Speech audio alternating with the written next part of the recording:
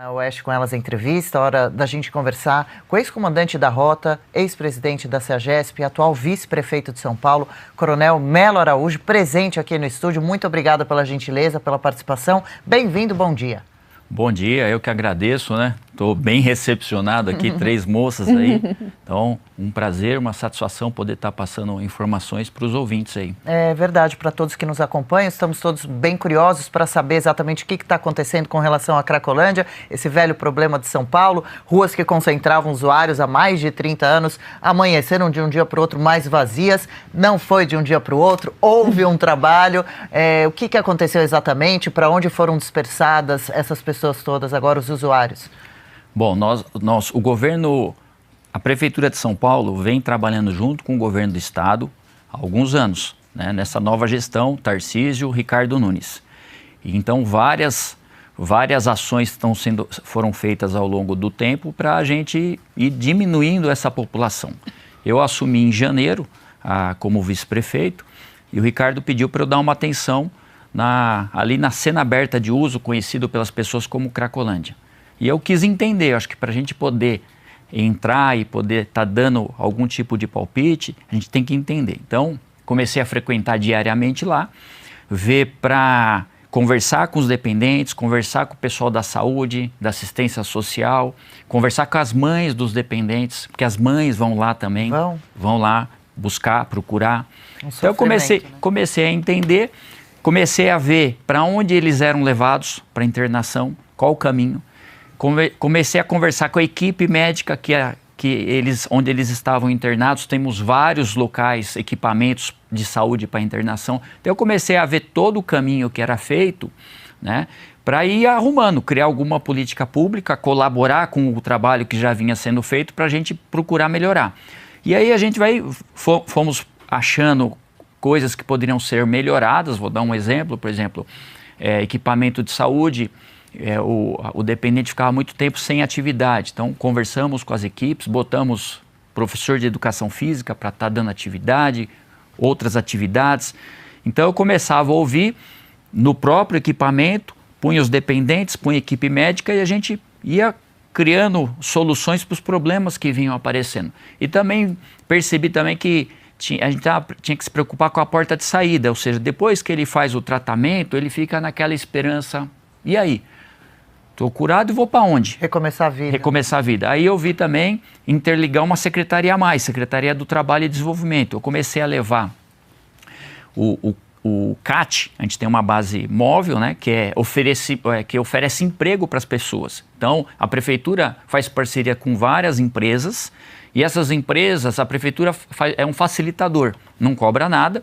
As empresas, estou precisando de X vagas nessa área, X. E eu comecei a levar também, lá no equipamento de saúde, o equipamento de trabalho. Então, e isso aí dá uma esperança para aqueles dependentes, né? De falar assim, poxa, vou sair daqui, eu quero ser isso.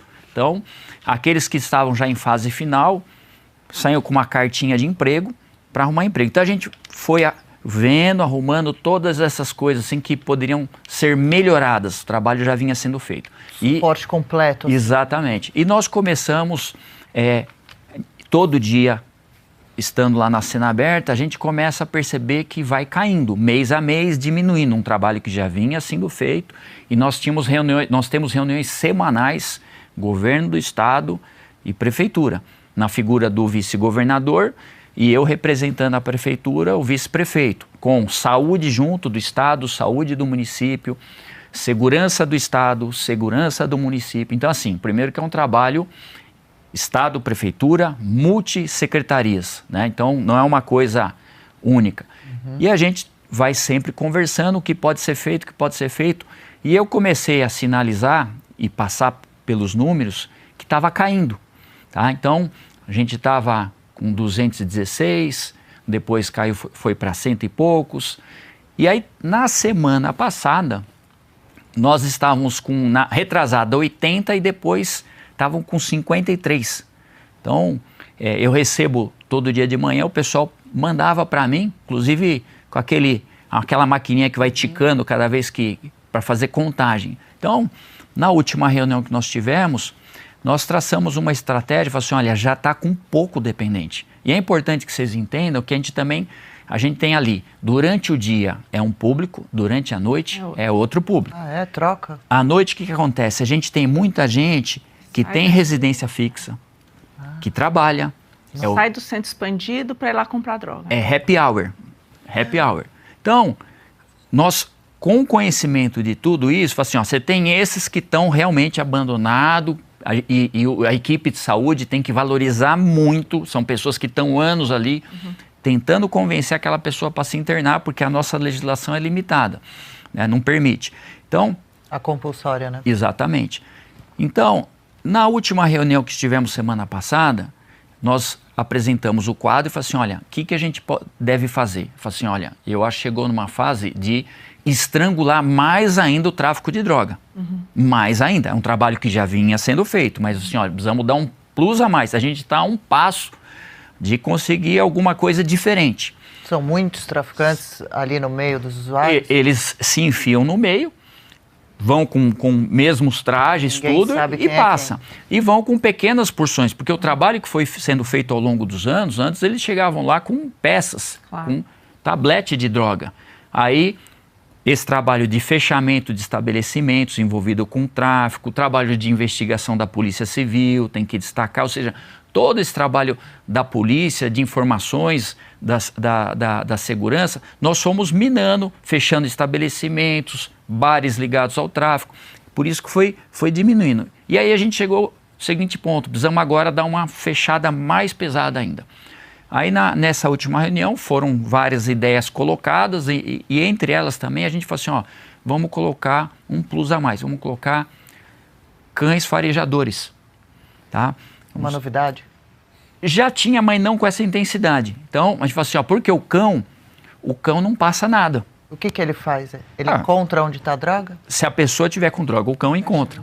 E para o usuário e para o traficante, quando ele vê a presença de um cão, que é especialista em farejar, anticorrupção, anti qualquer coisa, muda a figura. Assusta. Né? Se você colocar um cão aqui e alguém tiver com drogas, você não consegue ficar aqui. Você se identifica quem está com medo só de olhar para o cão. Não tem jeito. Então, o que aconteceu? Várias ações, e quando a gente colocou esse plus a mais, também com cavalaria, reforçando todo o efetivo, isso aí a gente conversou na sexta. Entramos com isso aí na sexta. Sábado não tinha gente. A imprensa noticiou segunda, né? Mas sábado não tinha mais ninguém. Domingo não tinha mais ninguém. E segunda-feira, quando chegou na segunda, inverteu. A gente sempre convencendo os dependentes a se tratar. Na segunda-feira, o pessoal da saúde me ligou de manhã e falou assim, olha, eu tenho 60 pessoas querendo internar. Inverteu. As pessoas foram até o centro, num dos equipamentos nossos, foi no CAPS 4, tinham 60 pessoas pedindo para se internar. Por que estavam pedindo? Não tinha droga. Abstinência. Não tinha o traficante ali, devido a esse estrangulamento mais forte. Estavam na abstinência, falaram assim, já que não dá para fazer nada, vamos internar.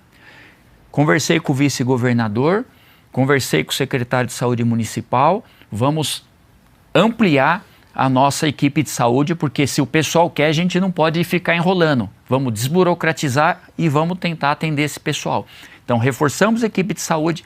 Na segunda-feira, foram mais de, entre 80 a 90 pessoas foram internadas numa segunda-feira.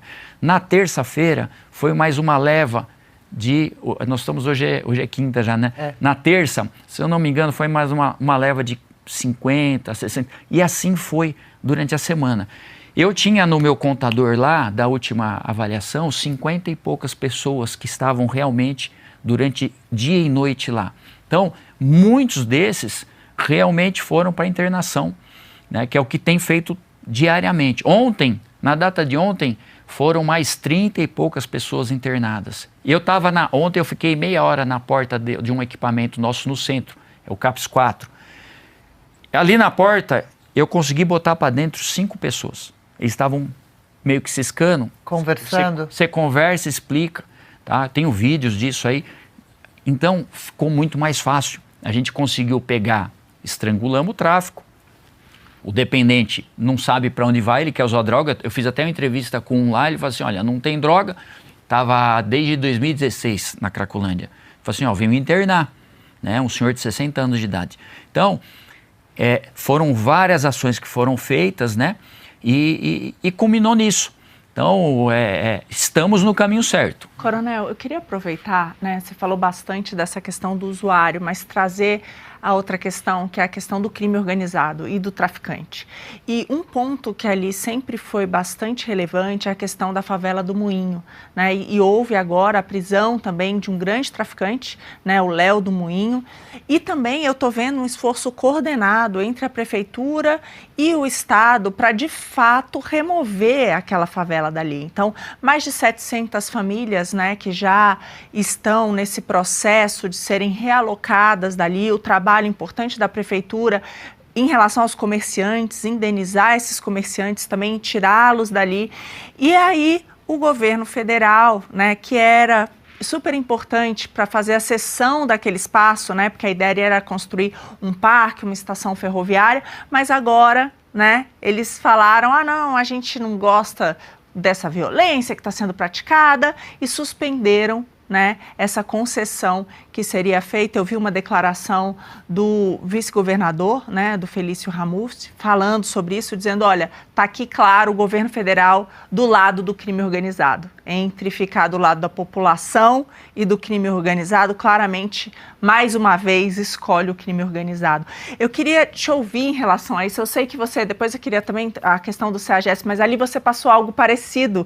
E aí você estava representando a União, né, que queria a privatização, que te deu carta branca para trabalhar, mas, por outro lado, tinha o problema do governo do Estado, que, né, tinha outras pretensões. E agora eu quero que você fale um pouco disso, né? Agora é o governo federal, então, que está embaçando, porque ali é muito importante, né? Todo mundo sabe que boa parte desse fluxo ali era alimentado pelos traficantes que se escondem ali nessa favela e que é difícil acesso, é complexo chegar até ali. Então, se não resolver o problema da favela do Moinho, pode ser que isso tudo retorne. Então, né, não dá para ficar só enxugando o gelo. Então, eu queria que você falasse um pouco dessa... Com certeza. Primeiro é importante a gente ser a GESP, governo Bolsonaro. Uhum.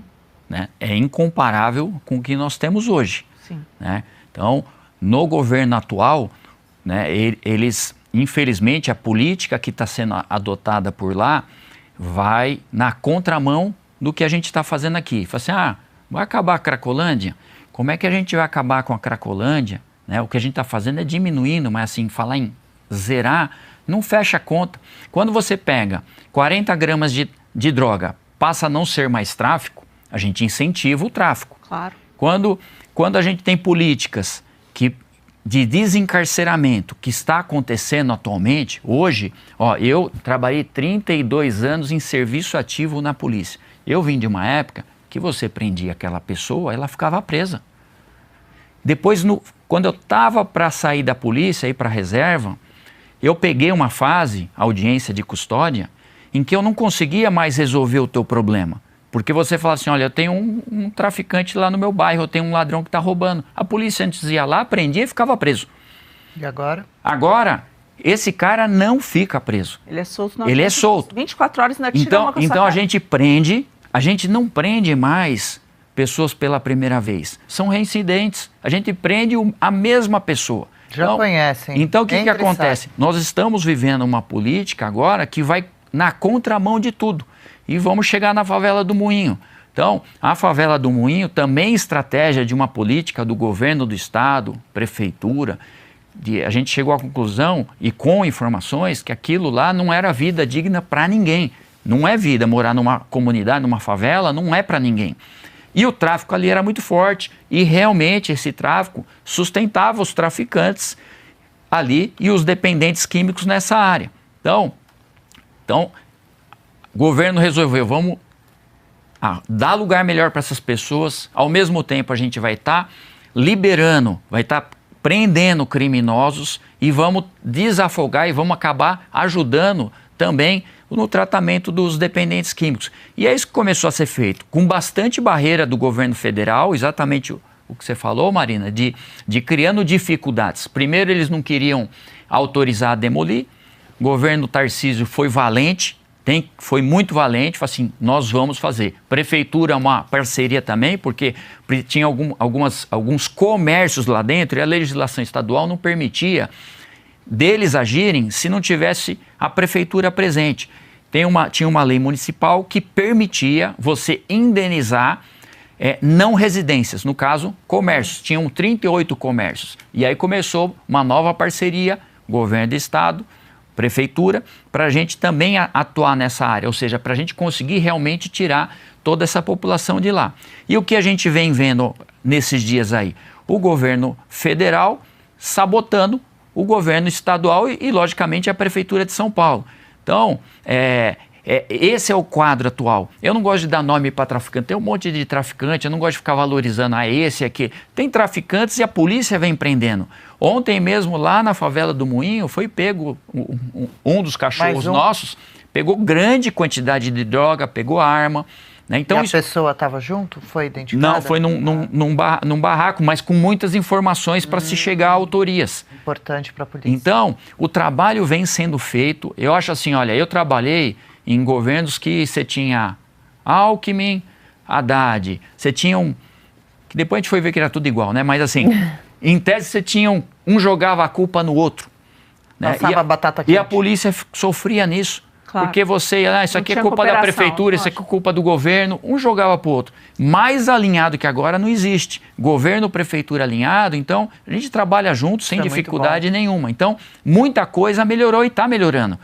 Estamos agora enfrentando essa dificuldade porque realmente esse governo não está fazendo nada para ajudar. Pelo contrário, ele está incentivando, né? O governo federal incentiva com essas políticas adotadas que o tráfico permaneça. A gente está conversando aqui, eu não sei se vocês têm filhos, tudo, mas se não cuidar, o traficante leva. A gente estava falando da cartilha aqui outro dia também, né? É importante os pais conversarem com os filhos, é uma coisa que não existe hoje. Precisa estar conversando, porque o traficante, ele chega e vai vender um produto como lindo, maravilhoso e não tem coisa igual. Como o senhor falou, um happy hour. E os pais, às vezes, têm dificuldade de entrar nesse assunto com os filhos. Tem que mostrar a realidade, mostrar assim, olha o que você vai virar se entrar nesse mundo. Legal, gostou desse corte? Estamos ao vivo de segunda a sexta-feira, das 10 ao meio-dia, no YouTube da Revista Oeste. Eu, Marina Helena, Adriana Reide e Paula Camacho analisamos as principais notícias do dia. E siga as nossas redes sociais, @oestcom.elas.